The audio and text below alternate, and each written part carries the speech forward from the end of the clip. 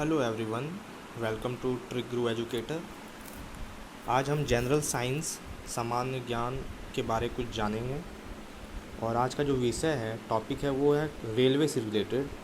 भारतीय रेलवे में हम लोग कुछ ऐसी चीज़ देखते हैं जिसके बारे में हमें ज्ञान नहीं रहता या जिसके बारे में जानने को इच्छुक नहीं रहते हैं। हम सोच के बैठते हैं कि उसका कोई उपयोग ही नहीं है, परंतु ऐसा नहीं है। हर चीज़ का कुछ ना कुछ उपयोग होता है। तो इसी विषय पे आज हम लोग जानने की कुछ कोशिश करेंगे।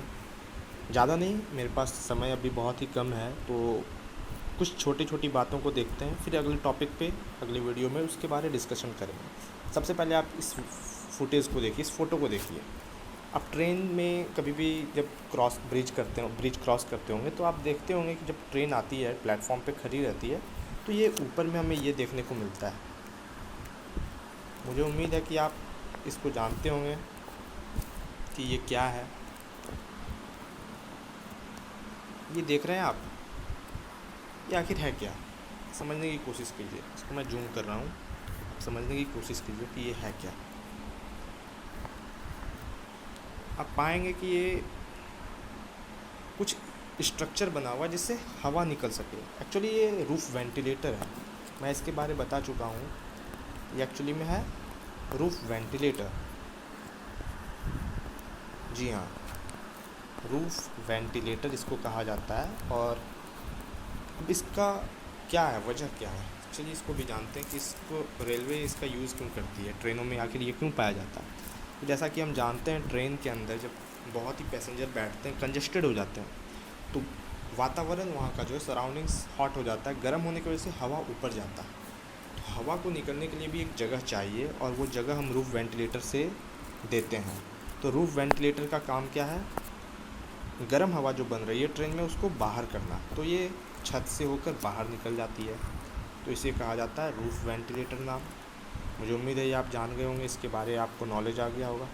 दूसरा चलते हैं इस फुटेज पे। ये फ़ोटो देखिए गौर से।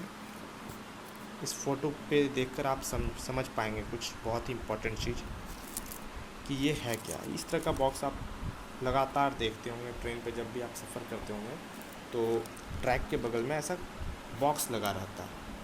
तो आखिर ये है क्या? इस बॉक्स के साथ मैं एक और चीज़ बताना चाहूँगा। पटरी के नीचे आप ये भी स्ट्रक्चर देखते होंगे, है या नहीं?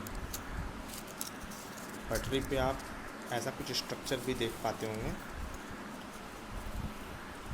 तो आखिर ये है क्या? ये आखिर स्ट्रक्चर क्या है? इस स्ट्रक्चर के भी बारे में जानेंगे। तो इस स्ट्रक्चर को हम लोग बोलते हैं ACM। जी हाँ, आप सही सुन रहे हैं। इस स्ट्रक्चर को हम लोग बोलते हैं ACM। और इससे पहले जो मैंने फुटेज दिखाया था, इस बॉक्स को हम लोग बोलेंगे, जूम करते हैं, इसको अच्छे से देखते हैं, इस बॉक्स को हम लोग नाम देंगे ACB। अब ये है क्या? ACB और ACM ये है क्या? इसे बोलेंगे हम लोग ACB।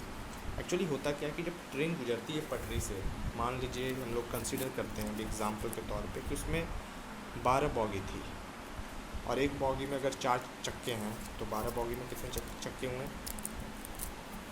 48 चक्के हुए। तो 48 चक्के हो गए हमारे पास 12 बॉगी मिलाकर। तो जब ट्रैक से गुजर रही है, तो रेलवे को ये जानना बहुत ही ज़रूरी होता है कि जो ट्रैक से वो गुजर रही है, कुछ अंतराल पे वो 48 के 48 चक्के ही गुजर तो नहीं रहे हैं। उसका उत्तर वो जानने के लिए इस बॉक्स का यूज़ करते हैं। इसका फुल फॉर्म है एक्सल काउंटर बॉक्स। और इससे पहले फुटेज में मैंने जो दिखाया था, ये है ACM, axle counter system. ACS इसका नाम है, एक्सल काउंटर सिस्टम। और ये है एक्सल काउंटर बॉक्स।